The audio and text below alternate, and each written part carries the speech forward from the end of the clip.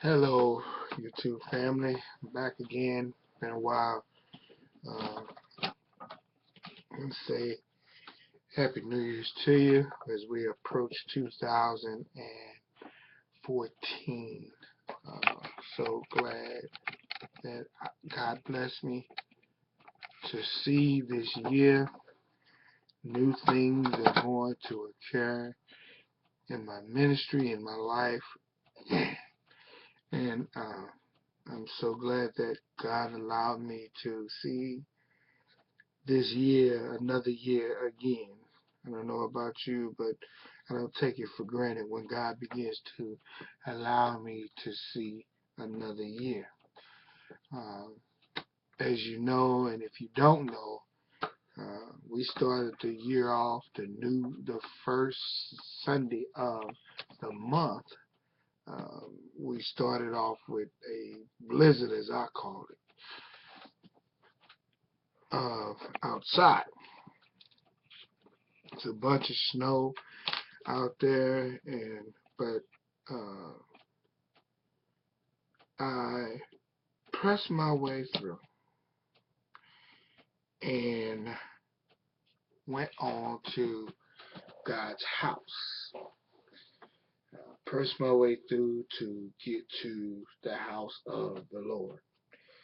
I was so glad that I was able to get there because one person said on Facebook, he said, if you was at work, you would try to get there.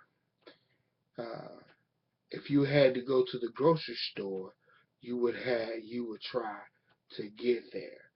And so that was good advice. It was rough getting home. I think it took us a good 30 minutes to 40 minutes to get home. And then even when I got in front of my garage, I had to kind of sweep it out to scoot the van up in there. I tell you, there's nothing like a garage. If you got one and you got a bunch of junk in it, clean it out. But today, I want to talk about for a few minutes one thing I just seen on Facebook that was really disturbing to me. Um, and another thing I want to talk about is our young people for 2014. I was watching a video clip of a gentleman videotaping a mother and her two children in the grocery store. Uh, I don't know, back in the days when you went into the grocery store, you didn't mess with nothing. You stayed with your parents. But this particular young man, he did not stay with his mom.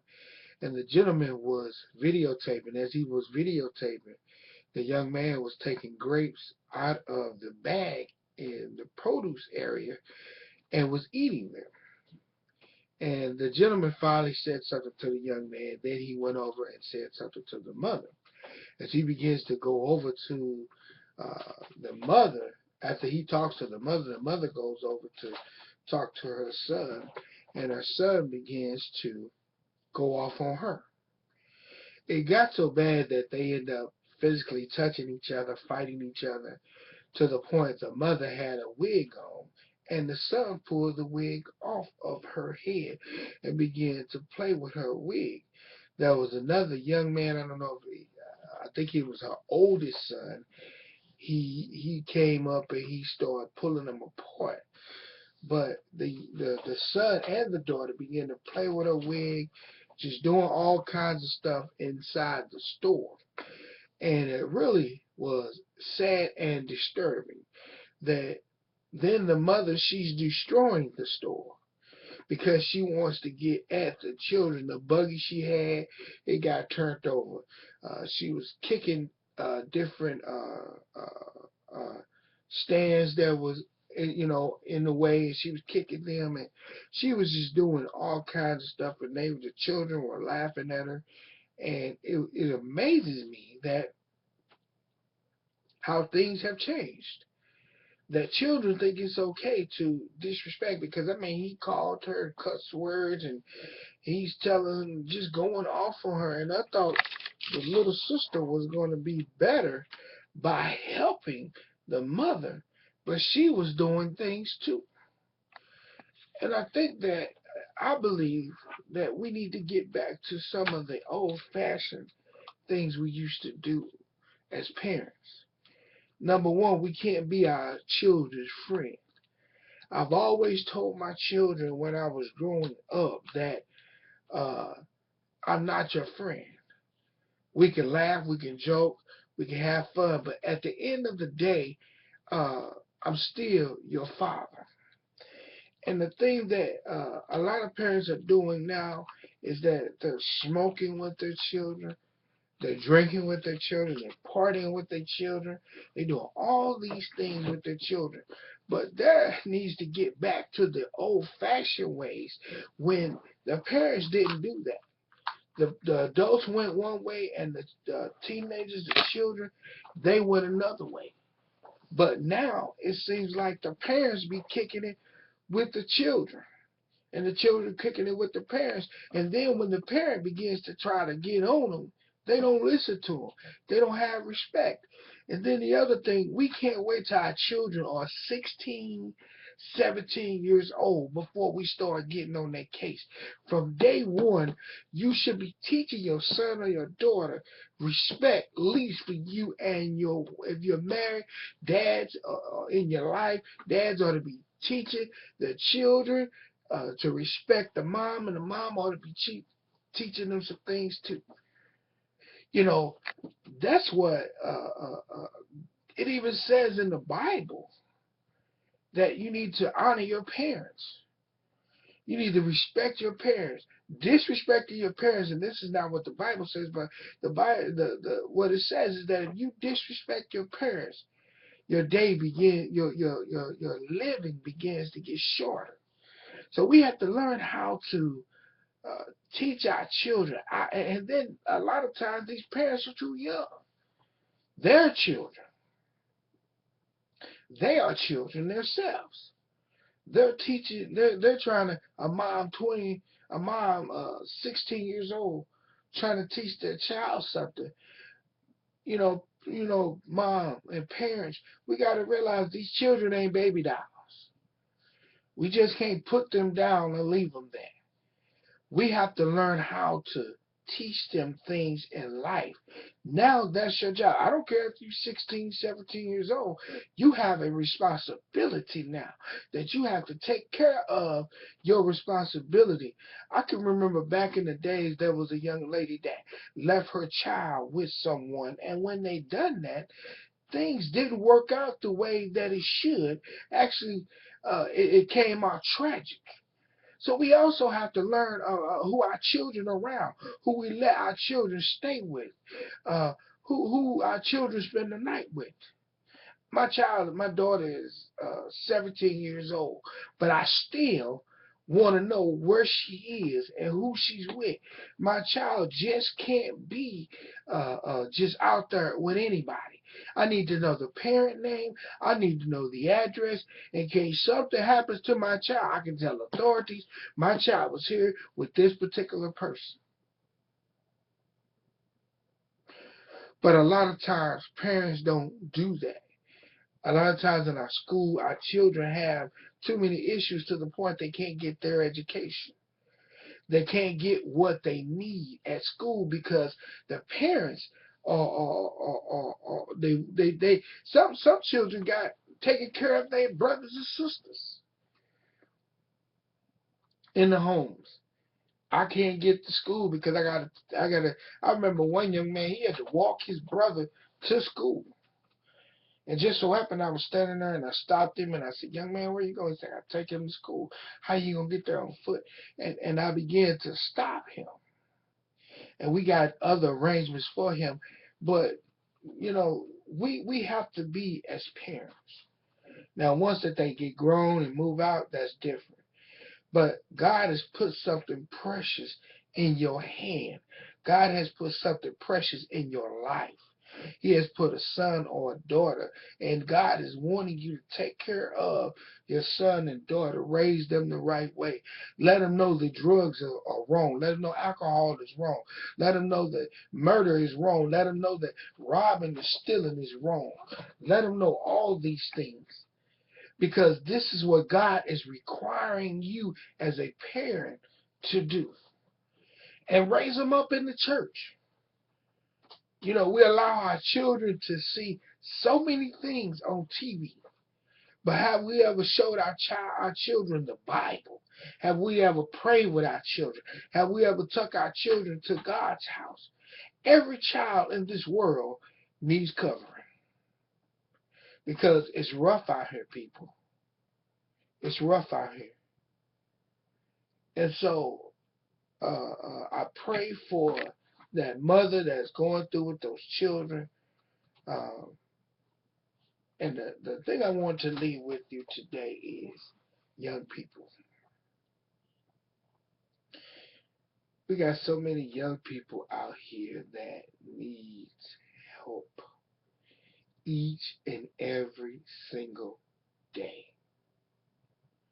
Our young people are seeing things in this world that they shouldn't see. See so much fighting and so much drugs and alcohol. Had a young man walk up to me the other day. I was at the store, and he walked up to me, and he began to ask me a question. He says, "Mr. Hych, what are you on?" You know, and I've heard the little slang. I say, "I'm not on anything." And I said, "What you doing with yourself now?" He says, "I'm out here working these streets." And he's out here doing things that he should not be doing. He was selling drugs. Young man couldn't have been no more than 18 years old. He was selling drugs. I don't care what nobody tells you. If you don't get out of that game selling drugs, there's two things can happen. Either you're going to jail or you're going to die. Because, see, a lot of times somebody gets jealous because you got more money than them. So to get your money and their money, they take your life. The young man began to go in his pants and bring his money out.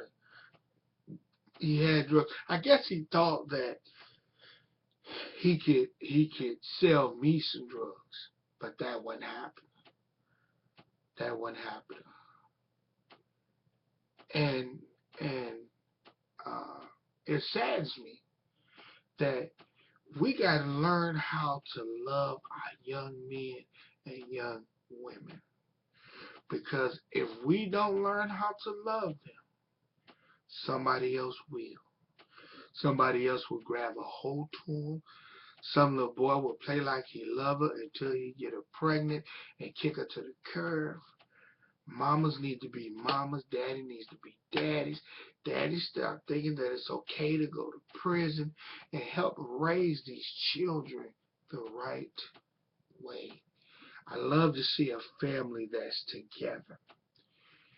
There's no perfect family, but I love to see families together when they're out shopping, when they're out having dinner, when they're at home fellowshipping. One thing I can say about my bishop, he go for Christmas or for Thanksgiving, Christmas, and New Year's. Christmas, Thanksgiving, and Christmas, he makes sure that he spends time with his children and his grandchildren. That's one of the most important things to him. And I applaud him for that. I look for him for that. A lot of people don't realize, but Bishop Ford I consider as a mentor, as a friend, but I know he's my bishop. He don't hold no punches. He don't give me no pity party, but he believes in family. He believes in fellowshipping. I believe that families need to get involved in church. The husband, the wife, and the children need to get involved in church. Stop thinking that it's okay to stay at home and watch TV. TV Jakes, nothing wrong with it. Creflo Dollar, nothing wrong with it. But they're going to give you a small portion of the word. But if you go to God's house, he will give you, that pastor will give you the whole complete message. See, a lot of those guys on TV, they give you the message for you to buy. But when you go to God's house, wherever you live, you got options. They deal. A lot of churches do sell DVDs and CDs for a small donation, but you have an option. And so, but we need to get our young people, pull them in. Our churches need to pull them in tighter. We need to let them see more than what they're seeing now. We need to let them start seeing colleges. We need to take them out of town. We need to show them the finer places in the restaurant. When I was in school, they had a program like that, and where they taught you how to sit up. They taught you how to even cut a steak. You had to dress up and all these things. We need to start teaching our young people these things and uplift. Stop letting them think it's okay to go to jail. It's okay to go to prison. It's okay to shoot somebody. It's okay to sell drugs. It's okay to be disrespectful. It's okay for you to sag. It's okay for you to just wear anything when it's not. We need to start showing our young men inside our churches. I would love to do this at our church for our young men. Have a suit Sunday, where if that young man don't have a suit, somebody goes out and buy him a suit from a suit store. A suit that you would wear. Don't just go out and buy him an old raggedy looking suit. Buy him a suit that you would wear. And have suit day. And when the young men come inside the church, you introduce them. And they come up and they show their suits. A lot of times when I remember when I took my daughter to a job interview, I looked up and I seen a young man. He didn't have no shirt on. He had no dress shirt or no tie or no slacks. He had tennis shoes and a pair of jeans and a polo shirt. But we have to get back to showing our young men the first impression that somebody see of you is going to be the one they're going to be impressed with. The first impression means a lot. I've been on here for a minute, YouTube, and you know what this show is called, Life, with Reverend Hych. We're going to be doing some things live. We're going to be interviewing and sitting down. My show is going to be not just here in my office, but I want God to bless me with a video camera that I can be out videotaping live. I'm going to be setting up talking with the mayor. We're going right now. I know I'm going to try to set up a appointment talk with the mayor of Centerville and the mayor of Allerton. And I would like to try to set up an interview with my chief, Chief Brown, if he allows it, just to let you see what some of the things that the chief has to go through and the mayors. And I'm even going to I even want to sit down with one of the police officers and let them know that what they're going through. We're going to sit down with not only my pastor, but we're going to sit down with some pastors and let them tell you how it is being a leader of a church, the good part of it and the bad part. And so look forward to that. I'm going to do that here real soon. If I have to take my webcam and use it to God bless me with a video camera. Look, I'm not asking for any money. I'm not asking for any handouts. But I just want you to listen to this show, and please don't take it as a joke. Be blessed.